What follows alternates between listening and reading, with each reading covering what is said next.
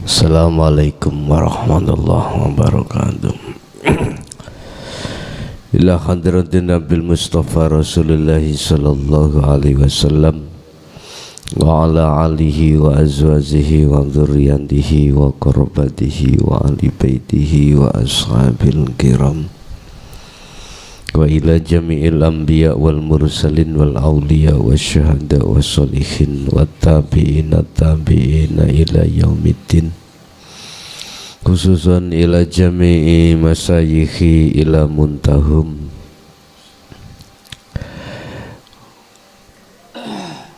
wa Abu Zakaria wa ila abaina wa ummatina wa azdatina wa masyaikhina wa auladina wa azwazina wa dzurriyyatina wa ahli baitina, khususan ila jami'i man tabi'ana wa jami'il arwah fi hadil majlis wa ghairahum. Lahumul Fatihah.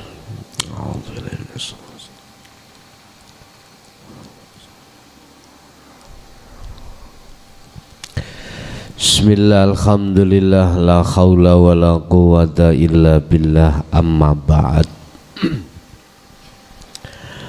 An Abi Darajundu bni Junadata Abi Abdirrahman Mu'ad bni Hambal radhiyallahu anhuma iku anna Rasulullah sallallahu alaihi wasallam iku qala dawuh sapa Kanjeng Nabi, itaki podo nyekelo kanthi kuat sira Allaha ing Gusti Allah haitsu makunta ing dalem manggon ndi ira, pegang teguhlah tali Allah yang disebut sebagai takwa dimanapun Anda berada.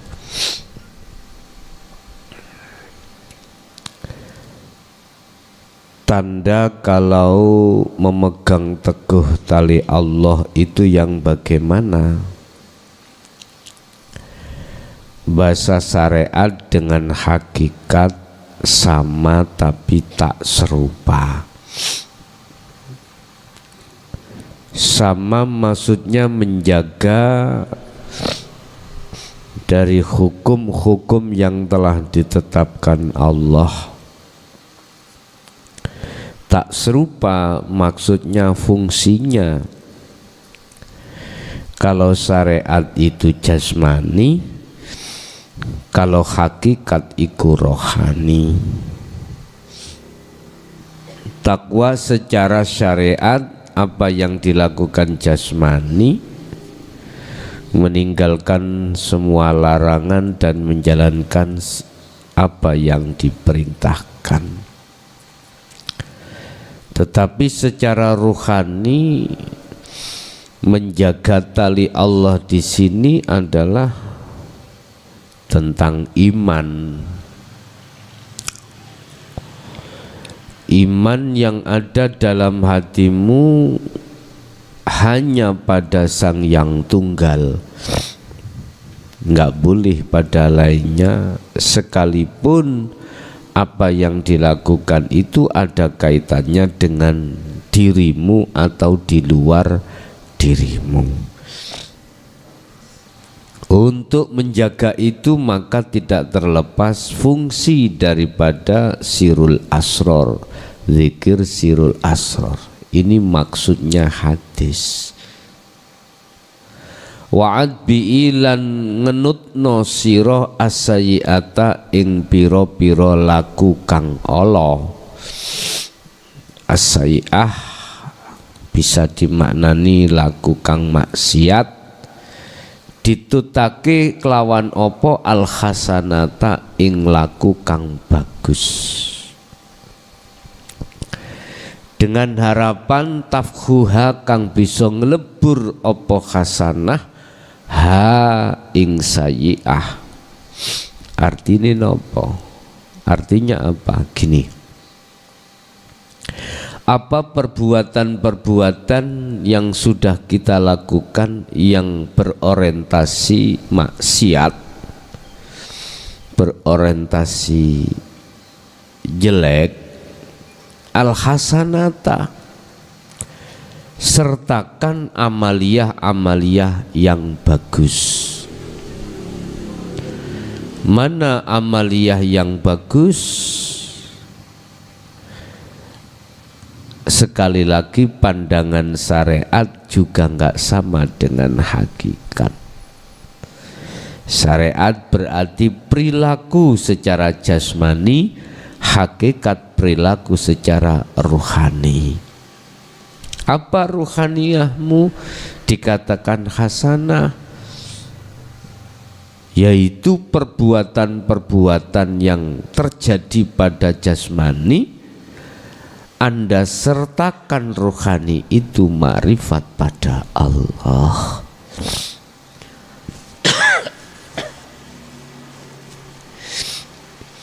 Ini akan menghapus semua perbuatan-perbuatan baik secara syariat maupun hakikat yang bernuansa sayyi'ah atau yang jelek, akan terhapus. Wa khaliqin nasa bi khuluqi hasan, berperilakulah baik kau terhadap sesama manusia. Artinya apa yang ada kaitannya dengan sosial, hablum minan nas, secara hakikat kau harus menjaga hubunganmu terhadap hidup di situ dengan Allah. Kalau di sini anas berarti secara syariat harus kau jaga hubunganmu terhadap sesama manusia. Ini yang ku maksud hablum minan nas. Pergaulilah sesama manusia itu dengan berakhlakul karimah. Contoh, adik nang kakak itu ya gak boleh jambal. Apa bahasa Indonesia jambal ya? Ngukui lah. Hah? Ngelajeng, lancang. Oh iya, nggak boleh lancang ya. Antara anak dengan orang tua, hablum nanas harus kita jaga. Apa hablum nanas? Kan Quran sudah memberikan pelajaran yang disebut birrul walidain. Kakak juga begitu, nggak boleh semena-mena terhadap adik. Samalah Pak. Ini sudah ditata di dalam hukum-hukum yang ada di syariat. Cuman di tengah-tengah itu jagalah hablum minallah. Mana hablum minallahnya? Faqad istamsaka bil urwatil wuthqa lam fisama laha. Lah di situ yang disebut tali Allah itu fungsinya adalah yakfur bitaghuti wa yu'min billah, tinggalkan imanmu dari perkara selain Allah, hidup itu dari segala apapun. Tinggalan yang tadinya hatiku yakin bahwasanya manis itu ditimbulkan dari makhluk yang disebut madu, sekarang tidak. Tinggalkan itu. Katakan dan imanilah bahwasanya munculnya manis itu disebabkan karena Allah hidup di situ. Kalau nggak percaya, kalau kau jatuh sakit, terasa pahit semua apa makanan. Berarti sifat hakikate hamba nggak bisa.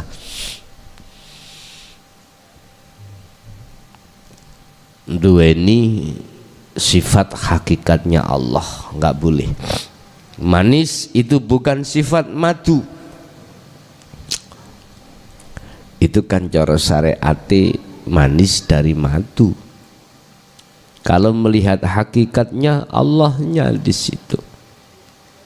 Kembali lagi, sering saya utamakan, sering saya sampaikan, untuk mengkondisikan hubungan ruhaniyahmu terhadap Allah, jagalah semua apa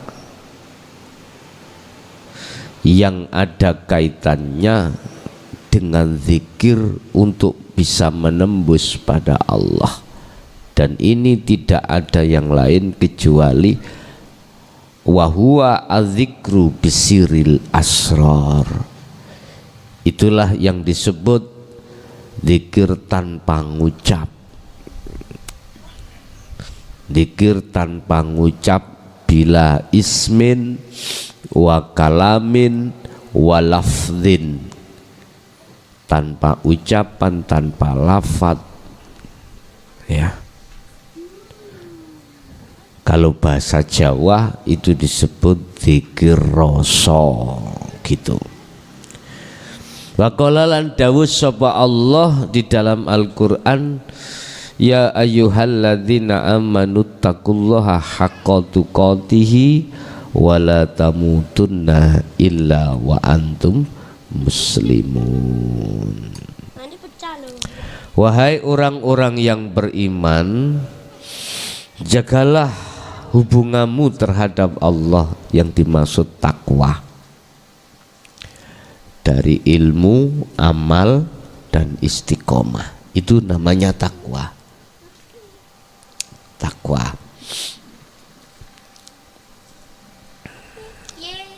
Haqqa tuqatihi kelawan jogo sing temenan. Lah kita bisa akan dikatakan golongan orang yang menjaga takwa dengan benar-benar manakala ruhaniyah kita mengenal takwa yang sebenarnya. Kalau tidak, pasti tidak bisa, Pak. Tidak bisa. Sebab banyak orang yang menyeru dan yang diseru tentang takwa, ittaqullah, tetapi kelakuan ruhaniyahnya itu tidak ada perubahan. Jasmani berubah, ninggalkan larangan dan jalan perintah, tapi ruhani tidak bisa. Inilah yang kusebut sayyi'ah fil hasanah.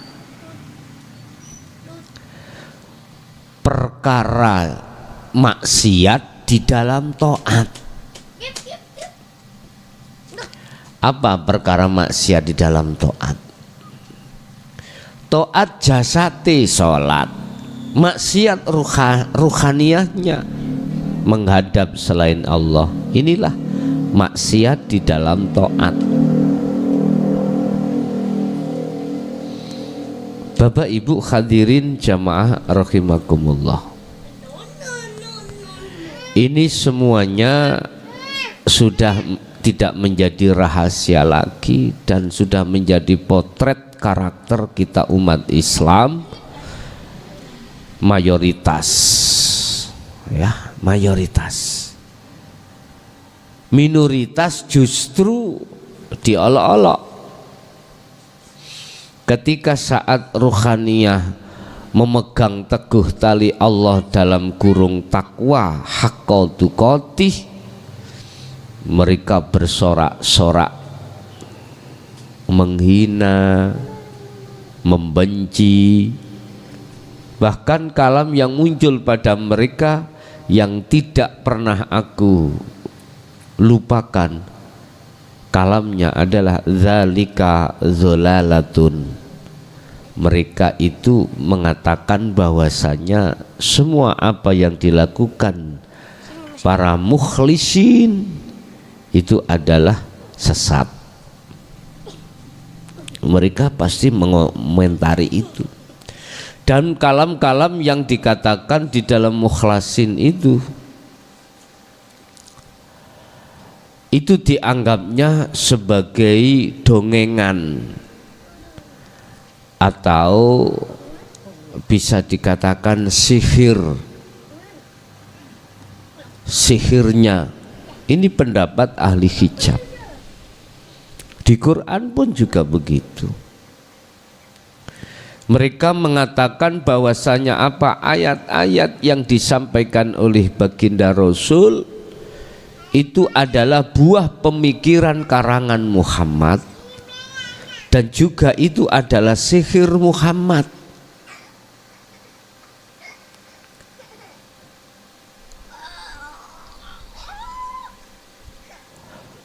Wahuwa min jinnah, bahkan Muhammad dikatakan sebagian daripada golongan orang gila. Nah ini sudah keterlaluan, Pak. Tapi bagaimana sikap beliau? Muhammad, jangan kau susah dan gelisah atas umatmu yang mencaci alias tidak mau menerima ajaran ini. Jangan berkeluh kesah kau. Akhirnya oleh karena dididik Allah si Muhammad terkait bagaimana cara untuk melihat Allahnya, beliau menjadi dada yang tidak sempit, akhirnya menjadi dada yang lebar. Artinya orang dekat kita, Bapak Ibu, terutama orang dekat kita yang tidak mau dengan kajian-kajian dinul haq ini, sudah biasa mencacimu, membencimu dan lain sebagainya.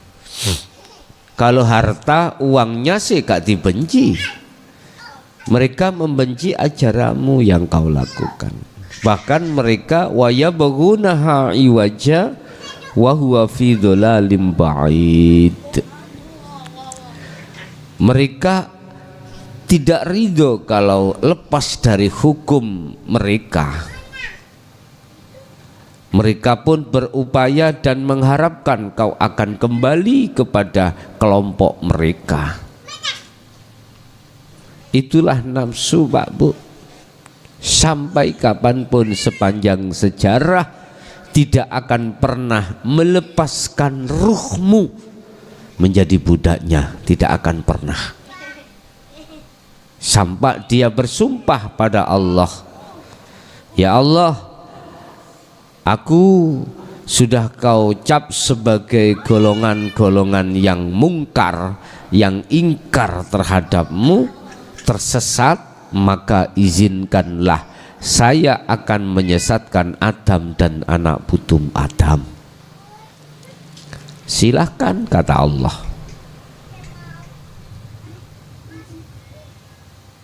Illa min ibadika, kecuali yang tidak bisa, illa ibadaka, kecuali hambamu yang tidak bisa kusesatkan. Siapa? Al-mukhlasin, hamba yang selalu menjaga tali Allah, hamba yang selalu memperhatikan zikir-zikir untuk mencapai kemakrifatan pada Allah. Inilah yang tidak bisa iblis atau nafsu sesatkan. Tetapi jangan dipandang kalau sudah di sini Anda sudah dimasukkan Allah di golongan al-mukhlasin, lantas nafsu tidak mencari celah, mencari celah mana kelemahannya. Makanya hadis ini mengatakan ittaqullaha haitsuma kunta. Dimanapun kau berada, apapun kondisimu, pegang itu tali Allah. Kondisi kita kadang kurang mampu, bahkan tidak ada. Besok apa yang kita butuhkan dengan keluarga, kadang-kadang hari ini belum ada. Kadang-kadang besok sudah waktunya cicilan, jatuh temponya, kita sekarang belum ada. Bagaimana kita mensikapi, mensiasati seperti itu? Gelisah, khawatir, bahkan takut pun tidak ada gunanya. Kita lari dari kenyataan pun tidak ada gunanya. Justru akan menjadikan persoalan baru. Hadapi semua apa kondisi yang dihadapkan Allah, sekalipun kondisi kurang menyenangkan. Hal itu tidak akan terjadi ada rasa khawatir atau rasa gelisah manakala ruhaniyahmu tetap memegang teguh tali Allah. Hal ini akan kita bahas di hadis yang berikutnya, yang diceritakan an Abi al-Abbas Abdullah ibni Abbas radhiyallahu anhu maqal kuntu khalfan nabi. Abi Abbas ikut dawuh, ketika aku di belakang Kanjeng Nabi suatu hari, yauman ing dalem siji dina, faqala mongko dawuh sapa Kanjeng Nabi, ketika aku di belakang Rasulullah, Rasulullah bersabda, ya gulamu, ya, ini u'allimuka kalimatin. Di Ibnu Abbas, Abil Abbas iki rupane Abdul bin Abbas radhiyallahu anhu itu adalah pembantu Rasulullah. Artinya orang yang selalu memperhatikan Rasulullah. Rasulullah butuh air, beliau yang menyiapkan. Rasulullah butuh kerja, apa yang disiapkan keledai, beliau yang menyiapkan. Abu Abbas itu. Makanya kebanyakan hadis itu riwayat Ibnu Abbas. Sekalipun itu yang menceritakan rawinya Bukhari Muslim. Di tingkat sahih itu kan di situ. Beliau berkata, apa perkataan beliau Rasulullah?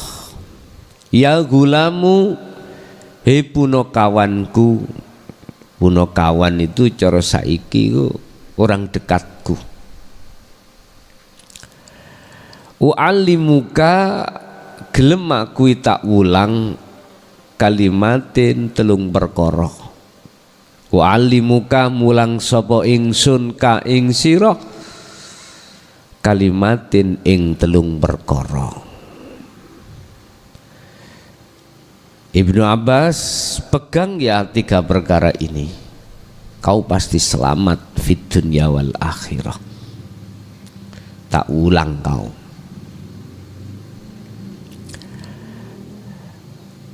Napa niku ya Rasul? Apa itu ya Rasul? Ikhfadhi, ahfadhi, ngrekso sira Allah ing Gusti Allah. Nek kuwi gelem ngrekso,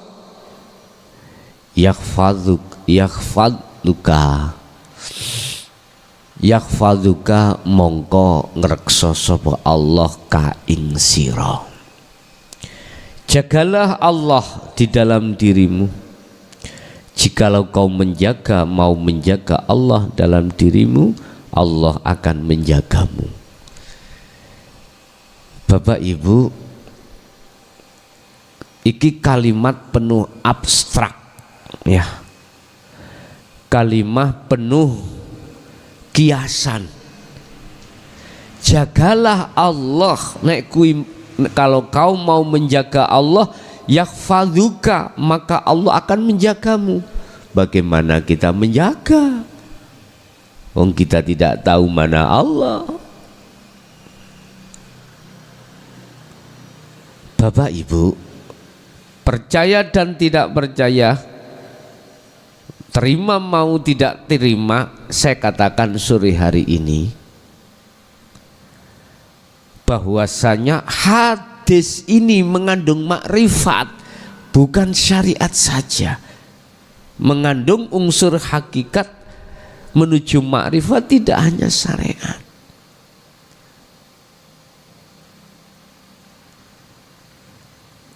Sekarang Rasulullah iki sahih loh ya, hadisnya ini sahih. Hadis sahih itu nilai tertinggi Pak. Kalau kita bicara hadis, yang paling tinggi itu sahih, disebabkan rawinya itu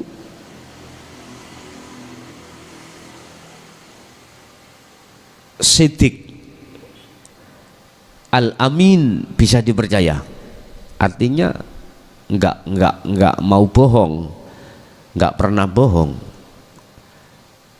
Imam Bukhari wal Muslim. Cuman sumbernya dari Ibnu Abbas.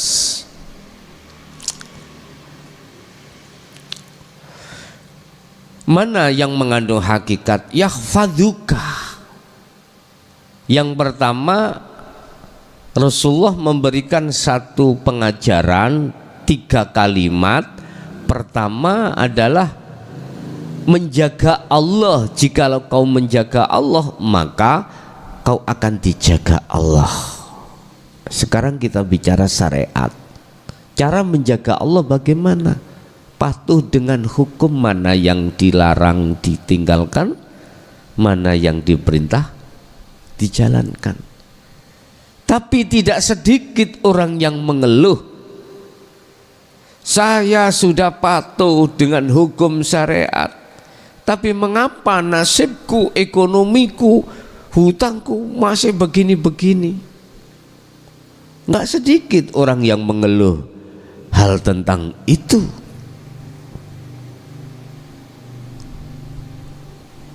Mana bentuknya Allah itu? Wa may yattaqillaha yaj'al lahu makhrajan, yang katanya wa yarzuqhum min haitsu la yahtasib. Sedangkan semua hukum-hukum mana laranganku tinggal, perintahku jalankan.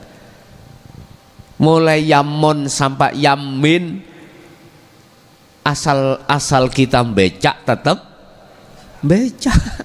Nah, banyak dah. Kadang dikasih amalan oleh kiai, oleh Gus, ini sampean baca habis subuh waqiah ar-Rahman, nanti kalau waktu duha sholat dan berdoalah kau. Sampai tuwek tidak punya apa-apa. Mana? Seakan-akan nuntut Allah. Maksud menjaga itu ruhaniyahmu, dulur. Ingat, innallaha la yanduru ila suwarikum wa amwalikum walakinnallaha yanduru fi qulubikum. Allah itu enggak melihat af'al dohirmu, itu enggak melihat status fisikmu, enggak melihat Anda kiai atau tidak, Allah enggak melihat situ. Anda turunan Nabi atau tidak melihat itu. Anda itu tokoh masyarakat, orang yang dimuliakan atau enggak, presiden atau tidak, Allah tidak melihat itu. Walakinnallaha yanzuru fi qulubikum. Allah hanya memandang, melihat bagaimana rohaniyahmu. Ada dua bak rohaniyah. Inni wajjahtu wajhiya lilladzi fataras samawati wal arda, dengan inni wajjahtu wajhiya limal aghyar. Ini golongan rohaniyah yang pertama disebut ahli syuhud, menghadapkan wajah ruhnya terhadap wajah Allah, wajah Tuhannya, hidup itu di segala hal, kondisi apapun. Kembali lagi sistemnya, caranya sirul asrar, fungsikan. Yang kedua disebut ahli hijab, menghadapkan wajahnya terhadap wajah selain hidup, berarti makhluk. Di dalam kitab Al-Hikam disebut al-aghyar, perkara yang menipumu. Itulah masyaallah, perkara selain Allah. Akhirnya jatuhnya iman ruhaniyahmu itu pada makhluk, pada makhluk. Bapak Ibu hadirin, jadi secara hakikat yang dimaksud njogo Allahmu urip ning awakmu. Manakala kau mau menjaga, yakhfadzuka, Allah akan menjaga hidupmu. Akhirnya hidup pada dirimu manfaat, tidak hanya anfa'uhum linnas, tidak hanya terhadap manusia yang lain, juga terhadap diri. Bapak Ibu, ini hadis. Orang yang bisa menjaga Allah hanyalah golongan-golongan mukhlasin. Ini, selain itu nggak bisa. Itulah golongan ahli syuhud. Sebab yang dimaksud menjaga di sini, kau sibukkan ruhaniyahmu untuk sadar. Yang paling rendah loh, ini paling rendah. Golongan ahli syuhud mukhlasian paling rendah. Menjaga ruhaniyahmu itu dengan sadar bahwasanya segala apapun, baik yang ada kaitannya dengan dirinya langsung maupun tidak, artinya terhadap orang lain, ruhaniyahmu itu sadar bahwasanya yang berperan hanyalah hidup itu. Ini paling rendah, paling rendah. Sadar Pak ya, berarti nggak ngucap sudah, nggak ngucap Allah, nggak ngucap macam-macam, kesadaran hati. Ini orang Jawa mengatakan budi yang luhur itu ditimbulkan dari hubungan nyawa dengan Gusti. Nyawa dengan Gusti. Bapak Ibu, yang pertama, kemudian yang kedua, ikhfadillah tajidhu tujahadaka tujahaka. Kalau kau betul-betul menjaga tali Allah, menjaga Allah dengan bentuk tali Allah, terus kau sandarkan terhadap ruhaniyahmu, maka jangan heran kalau kau itu merasa selalu dimanapun dilihat Allah. Dalam hatimu selalu dilihat Allah, merasa selalu dilihat Allah.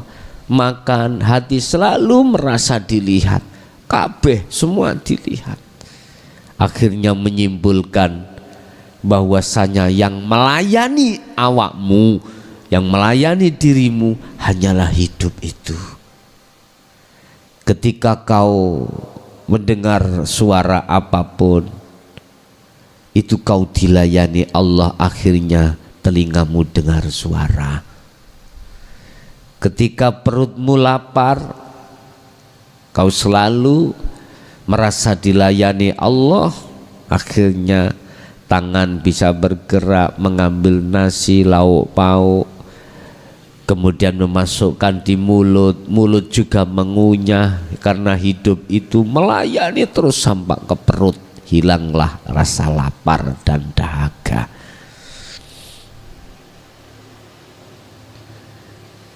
Tajidhu tujahaka, bahasa syariati kau merasa Allah di depanmu loh gitu. Tapi tak bahasakan luas, kau apapun kemanapun selalu dimonitor oleh Allah, dilayani oleh Allah. Nggak bisa hilang itu dari hatimu. Yang kedua, idza sa'alta tatkalane njaluk sira fas'alillah, njaluk sira Allah ing Gusti Allah. Wa idza sta'anta, dan tatkalane minta pertolongan sira billahi kelawan Allah, mintalah pada Allah. Fasta'in billah, maka mintalah pertolongan pada Allah. Artinya apa? Jikalau kau mempunyai keinginan, mintalah pada Allah. Jikalau kau ingin pertolongan, mintalah pertolongan pada Allah. Artinya apa Bapak Ibu? Kalau kita bicara doa, berarti ada yang minta dan yang diminta, ada sesuatu yang diminta. Ini ada hubungannya dengan jasmani, ma'isatul dunya. Kebutuhan dunia berarti secara fisik. Apakah pribadi, keluarga, jasmani membutuhkan sesuatu. Fa idza sa'alaka, idza sa'alta ya fas'alillah. Kalau kau menginginkan sesuatu karena ma'isatud dunya, fas'alillah, maka mintalah pada Allah. Allah yang mana? Oh, enggak kenal Allahnya. Yus pokoknya Allah lah iki. Kalau diantem pokoknya ya wis. Ternyata maksudnya adalah begini Bapak, yang ada kaitannya dengan ma'isatud dunya silahkan, tapi ruhaniyahmu harus hudur pada Allah. Tidak boleh menghadap terhadap perkara yang nomor 3, yaitu yang diminta. Doa itu ada 3 perkara. Satu yang minta, ada yang dimintai, yang ketiga sesuatu yang diminta. Jadi ruhaniyahmu, hatimu jangan menghadap perkara yang nomor 3, sesuatu yang diminta, mengharapkan itu datang, jangan. Tapi hadapkanlah wajahmu lilladzi fataras samawati wal ardo, terhadap hidup, bukan terhadap malhaya, sesuatu yang tidak hidup, harus terhadap hidup. Inilah yang kumaksud doa yang khudur. Wis, itu ma'isatud dunya. Yang kedua, ada ma'isatul akhirah, kebutuhan ruhaniyah. Apa kebutuhan ruhaniyah? Ya Allah, berilah kepahaman saya tentang dinul haq, yang selama ini dedel terhadap saya, nggak paham-paham. Misalkan, ya Allah, berilah aku dan keluargaku selalu kau berikan hidayah untuk menuju dan berjalan dan menuju di atas jalanmu ya Allah. Bukan jalan yang dimaksud di dalam syariah, tetapi jalan yang dimaksud secara hakikah. Ya Allah, lekaslah, tariklah saya untuk kehadiratmu dan keluarga saya.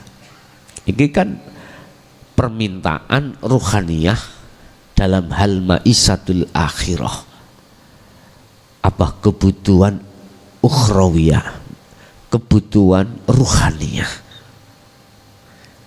Bolehkah itu dilaksanakan? Kalau menurut hadis ini boleh, tetapi dengan catatan harus hudur ruhaniyahmu. Kalau sudah hudur, ya wis gak ngomong doa dulur, wis gak ngomong doa. Artinya ruhaniyah sudah tidak butuh lagi hidayah atau apapun perjalanan. Ndak, namanya hudur itu sudah sampai pada Allah. Iki bahasa yang sangat halusnya begitu, Pak. Jadi seakan-akan hidayah, petunjuk dan lain sebagainya itu selalu dibutuhkan kita. Bahasa halus, Pak. Supaya biar enggak dikatakan disi kersane Gusti Allah gitulah. Padahal semuanya sudah tertuang di situ. Oke. Wa'lam dan ngertiyo sira annal ummata ing sak temeni umat. Ketahuilah terhadap dirimu bahwasanya umat lawis tamaat lamuno berkumpul sopo umat ala ayam fa'uka, yang maksud dan tujuannya untuk mendatangkan manfaat terhadap dirimu, bisyai'in ya lam yanfa'uka illa bisyai'in, tidak bisa. Wa'lam, ketahuilah bahwasanya apabila umat berkumpul dan punya rencana manfaat untuk dirimu, diberikan dirimu, maka lam yanfa'uka, ketahuilah tidak bisa umat itu memberikan manfaat illa, kecuali bisyai'in, dengan sesuatu. Maksudnya apa? Kecuali Allah yang bisa mendatangkan manfaat, bukan umat. Ini secara hakikat ya. Jangan mandangnya makhluk. Kalau kau mandangnya makhluk, nggak ketemu Bapak dengan hadis ini, nggak ketemu. Sebab jikalau kau mandang makhluk, iku pasti akalmu berbicara dan memberikan putusan atau fatwa yang memberikan manfaat itu adalah makhluk. Padahal tidak kita sadari di dalam diri umat itu tadi ada Allah. Oleh karena basirah kita tidak bisa mandang pada Allahnya, maka yang tampak dan yang jelas, yang nyata itu adalah umat atau makhluk. Akhirnya nggak ketemu dengan hadis ini.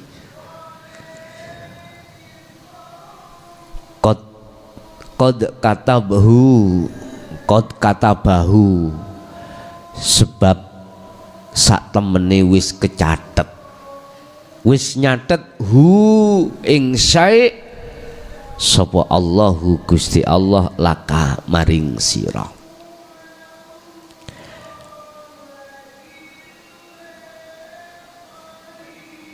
Umat yang berkumpul memberikan manfaat itu nggak bisa, kecuali di situ sudah tercatat oleh Allah. Artinya bukan kok yo semata-mata karena umat yang berkumpul mendatangkan manfaat, enggak. Karena Allah apa? Qad katabahu, sesungguhnya betul-betul Allah sudah mencatat. Jadi kalimat qad katabahullahu laka ini adalah bentuknya hidup yang ada di situ. Kalau enggak tercatat, enggak mungkin bisa terjadi. Ngaten loh. Artinya walaupun usaha model koyo opo, bagaimanapun cara umat itu usaha untuk mendatangkan manfaat, tapi enggak ada catatannya, ya enggak bisa. Terus manakala ada catatannya, bukan berarti yang namanya umat itu bisa memberikan manfaat. Yang memberikan manfaat itu hanyalah hidup yang ada di situ. Wa ini istama'u, dan tatkalanya umat itu berkumpul ala ayyadhurruka, mengharapkan mendatangkan bahaya terhadap Anda, bisyai'in lam yadurruka illa bisyai'in. Sama, tidak akan pernah bisa kumpulnya makhluk manusia umat itu bertujuan mendatangkan bahaya terhadap dirimu, nggak bisa, nggak bisa. Anda akan percaya tidak bisa manakala ruhaniyahmu itu sudah condong menyang hidupnya, condong menyang Allah. Kalau ruhaniyahmu tidak condong pada Allah, nggak akan mungkin bisa,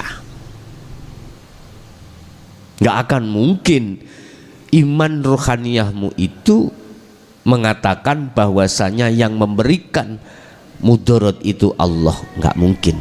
Pasti tetap ruhaniyahmu itu mandangnya terhadap makhluk atau umat itu sendiri. Illa bisyai'in qad katabahu Allahu alaika, kecuali sudah tercatat ada mudarat di situ, sehingga seakan-akan umat itu, kumpulnya umat itu ketika mendatangkan mudarat bisa memudarati Anda seakan-akan, tetapi hakikatnya yang mendatangkan mudarat adalah hidup yang di situ, Allah. Makanya tinggal kita itu mandang dari arah mana. Jikalau mandangnya rohaniyahmu itu basirahmu terhadap hidup, ya hidup, berarti Allah yang mendatangkan manfaat dan mudarat. Kalau ruhaniyahmu mandang makhluknya, ya makhluk, tergantung status Anda itu ahli hijab atau ahli suhud. Rufiat wis den angkat opo al aklamu, pena niki, pena iki wis diangkat. Pena, pulpen ini sudah diangkat, tinggal menulis. Wajafatis suhufi, dan kertasnya sudah kering, berarti siap menulis. Wis kekes apa suhuf, apa kertas-kertas ini wis sudah kering, berarti maksud daripada pena diangkat iku mau ditulis, udah diangkat, tetanda ini Allah akan menulis. Yang kedua, wajafatis suhuf, kertasnya sudah kering, itu maksudnya adalah siap ditulis. Artinya apa? Inilah Bapak Ibu, Anda pingin tahu Lauhil Mahfudz itu di sini. Anda pingin tahu Lauhil Mahfudz, buku catatan itu di sini, di hatimu. Tapi syaratnya Anda harus paham proses tahali tajalli. Anda harus tidak hanya sekedar paham proses tahalli tajalli, tetapi harus melaksanakan proses tahalli dan tajalli.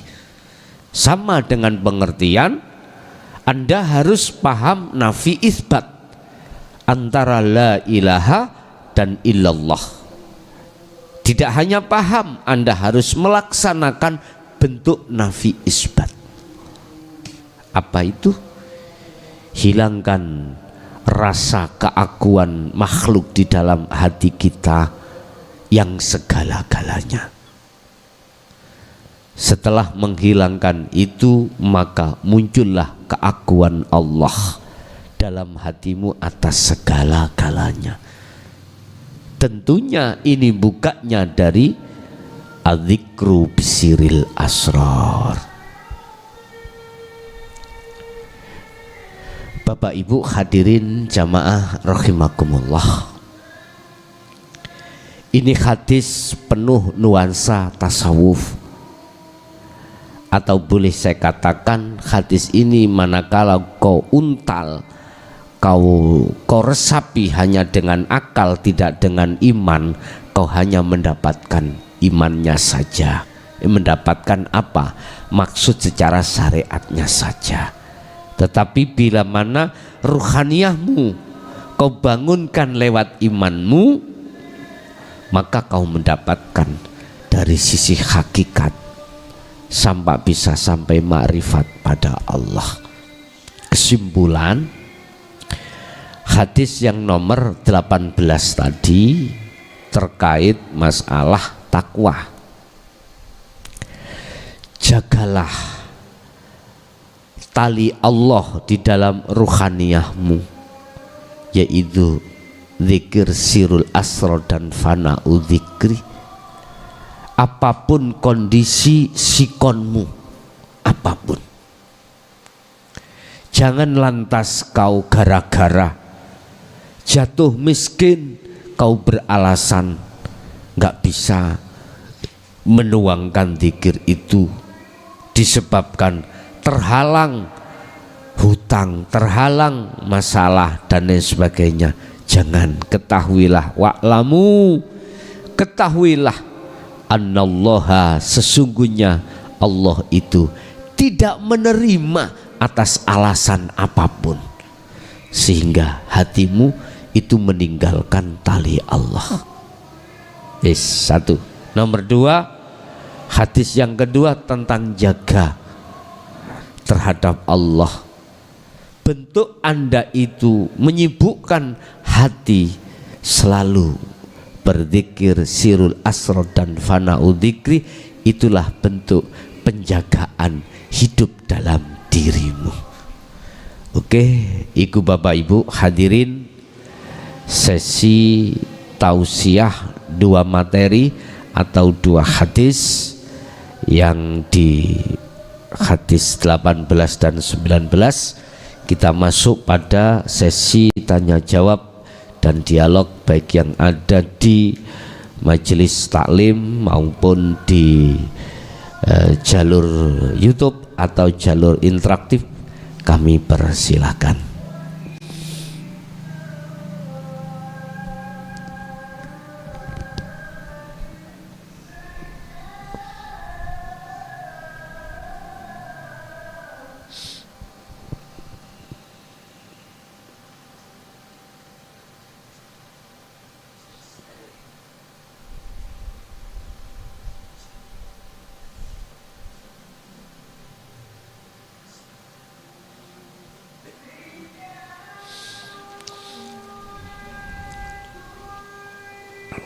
Oke, alhamdulillah, kiranya semuanya sudah diberikan Allah kefahaman untuk selanjutnya. Tetap harus kita asah terus lebih kuat amaliyah. Apa yang sudah ini ada yang masuk kelihatannya.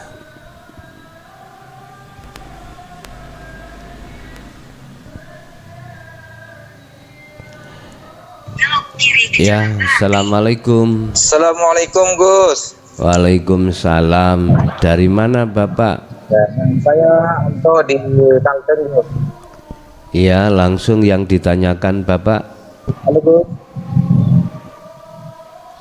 Yang ditanyakan, halo, yang ditanyakan. Iya, yang ditanyakan gini Gus, gimana untuk menyikapi Allah di dalam tapi dikatakan jinjit, dan Allah di luar pun dibilangnya kafir. Terus itu untuk kita menyikapinya seperti apa Gus? Terima kasih Gus. Assalamualaikum. Waalaikumsalam warahmatullahi wabarakatuh. Bagaimana mensikapi Allah di dalam dirinya atau di luar dirinya, mungkin gitu maksudnya. Ya, kami pun kurang jelas di audioku kami tadi. Tak gerabak, insya Allah yang ditanyakan mensikapi hidup dalam dirinya. Man arafa nafsahu faqad arafa rabbahu. Barang siapa yang tahu dirinya, maka dia akan tahu, betul-betul akan tahu Tuhannya. Ini maksudnya hidup Pak, bukan diri jisim jasad, bukan diri nama diri kita mukhlason, bukan. Yang dimaksud diri di sini adalah hidup. Yang tadinya aku akui ini hidupku. Man arafa nafsah berarti tahu hidup ini siapa. Terus yang tahu siapa? Oke, sebelum kita bicara ke ahad, kita bicara ahadiyah. Artinya hidup dalam dirinya itu bukan hidupku karena dihidupi Allah, bukan. Hidup yang ada pada diriku, kunya itu tidak kembali kepada makhluk, itu namanya orang yang tahu hidupnya, kenal dirinya. Makanya selanjutnya makalah itu faqad arafa rabbah, maka betul-betul kau akan kenal Tuhannya.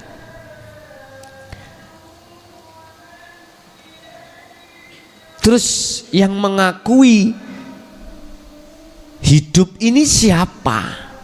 Yang mengatakan, yang tahu, yang kenal dirinya itu nyanya siapa? Yanya dirinya.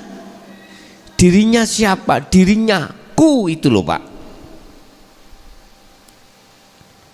Kalau ku ini maksudnya kembali kepada Allah, maka enggak ada alasan ini tidak dijabarkan, enggak ada alasan. Sebab kalau sudah kefanaan dirimu, maka bagaimana mungkin mu ikut bisa sadar, mu sudah tidak ada kok. Bagaimana mu itu bisa mengatakan wongmu sudah tidak ada? Berarti yang berkata, yang melihat, dan yang dilihat, dan yang semuanya adalah ku Allah. Kalau kami sampaikan, kalau ini sudah ku Allah, maka di dalam kunya dirinya karena sudah hilang, atau di luar ku dirinya sudah tidak ada, ya ku ahad itu. Intinya Bapak, udah tidak ada kalimah apa-apa kecuali dirinya, diriku sendiri, ku Allah maksudnya begitu. Untuk mengetahui prosesnya ya sibukkan zikir sirul asrar dan fana'ul zikri. Ngaten Pak nggih? Ya, di belakangnya. Assalamualaikum. Assalamualaikum. Waalaikumsalam. Dari mana Bapak? Di mana Bapak? Ya, langsung ya Bapak. Iya. Lo mati. Ini ada solusi bagi jenengan yang HP-nya satu tapi bisa buat telepon dan mendengarkan. Penak. Malah lebih jelas ini. Gini Pak, gak harus kita mengikuti interaktif ini HP kita 2 untuk bertanya 1, untuk mendengarkan 1. Ndak usah, cukup 1 bisa Pak ya. Tapi ketika saat bertanya jenengan, suara itu sudah masuk di telepon, sampai dengarkan lewat telepon dan tidak mendengarkan di YouTube. Cuman Anda harus keluar YouTube dulu, keluar YouTube, masuk di dalam telepon. Jadi Anda bisa mendengarkan suara saya langsung lewat telepon, bukan lewat YouTube. Jadi kemarin ada yang mengeluh, Gus saya nggak bisa bertanya karena HP saya cuman 1. Nah, enggak Bu, sami Bu, 1 malah penak. Yang ku dengar di sini malah jelasan yang 1. Cuman Anda harus keluar YouTube, kemudian telepon, baru bisa. Nanti habis itu masuk lagi ke telepon, ke YouTube lagi, ngoten. Kalau yang pakai HP 2 atau ya HP 2, tolong suaranya dari YouTube agak dikecilkan biar tidak feedback terhadap kami gitu. Jadi cukup panjenengan mendengarkan lewat telepon jenengan, gak usah mendengarkan lewat YouTube. Itu bagi yang penanya. Halo niki wau ono sing ngiling apa? Ono sing jelas pertanyaan ini mana? Mboten jelas ya? Nggih Pak, mohon maaf. Yang bertanya tadi telepon kedua bisa diulangi atau gimana? Mboten jelas di audio kami. Nggih. Nggih, saya terima.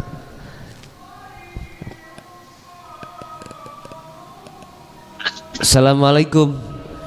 Waalaikumsalam. Nggih. Selamat Surabaya Gus.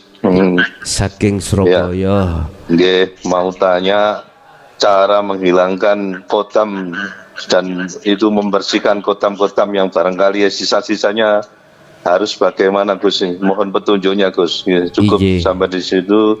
Assalamualaikum warahmatullahi wabarakatuh. Waalaikumsalam warahmatullahi wabarakatuh. Saking Pak Slamet di Surabaya.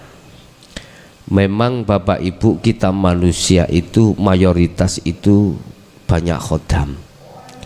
Apalagi sejarah kita dulunya itu suka dengan ilmu kanuragan. Wes itu. Terus bagaimana caranya? Oke, kita terima di belakangnya. Assalamualaikum warahmatullahi wabarakatuh. Waalaikumsalam warahmatullahi wabarakatuh. Nggih Pak, langsung yang ditanyakan. Halo. Assalamualaikum. Waalaikumsalam Bapak. Langsung yang ditanyakan Bapak apa? Ngapunten Gus, mau menanyakan bagaimana seandainya kita sudah menjalankan syariat dengan baik, tetapi kita belum mengenal hak, apakah kita masih tidak diterima oleh Allah Gus? Muternawan matur nuwun. Waalaikumsalam warahmatullahi wabarakatuh. Waalaikumsalam warahmatullahi wabarakatuh. Bagaimana kita di syariat gitu Abang? Sudah mengenal hakikat baik? Oh, gak kenal hakikat. Apakah itu diterima gitu ya? Oke. Ini ada pertanyaan lagi. Sekali lagi selak maghrib nih dulur. Nggih, assalamualaikum. Halo. Halo Bapak. Ini ada solusi jenengan yang artinya satu. Agak dikeraskan Pak suaranya Pak. Di sini lemut-lemut. Malah lebih jelas. Ini Pak, kita mengikuti Ipiye Pun cara untuk menghilangkan khodam-khodam itu Bapak Ibu ya, apakah khodam jin, khodam malaikat ya, hanya satu cara, wadifahkanlah zikir sirul asr nujufana dzikri, pun itu aja. Ini cara, hanya satu cara Anda untuk menghilangkan, membersihkan al-aghyar di dalam hati jenengan dari unsur khodam. Sebab tidak menutup kemungkinan dulu kita melajari ilmu ini tujuannya ini dan lain sebagainya. Bahkan masani ngelmu untuk mendapatkan si doi itu juga ada ilmunya. Udah, itu dengan berzikir terus menerus. Yang kedua, segala amaliyah yang kita lakukan secara syar'i tanpa didasari pengetahuan rohani kehakiki Allah, miturut pandangan hakikat, hubitot a'maluhum wa malahum minasirin. Hubitot ditolak, ai batolat. Hubitot ini enggak memakai makna batolat. Mengapa batal? Karena ruhaniyah kita menghadap terhadap selain Allah. Apa hukumnya? Kita beriman selain Allah, syirik toh? Loh, arah disitulah mengapa secara pandangan hakikat ikut ditolak. Padahal potret di tengah umat Islam masyarakat mayoritas seperti itu. Nggih mboten? Wis, makanya seruan saya, lekaslah, berhijrah ruhaniyahmu dari iman terhadap selain Allah lalu beriman pada Allah. Demikian apa yang sudah bisa kami terima, dan semoga apa yang telah disampaikan tadi menjadikan satu buah ilmu yang bermanfaat fid dini wad dunya wal akhirah. Lahumul Fatihah.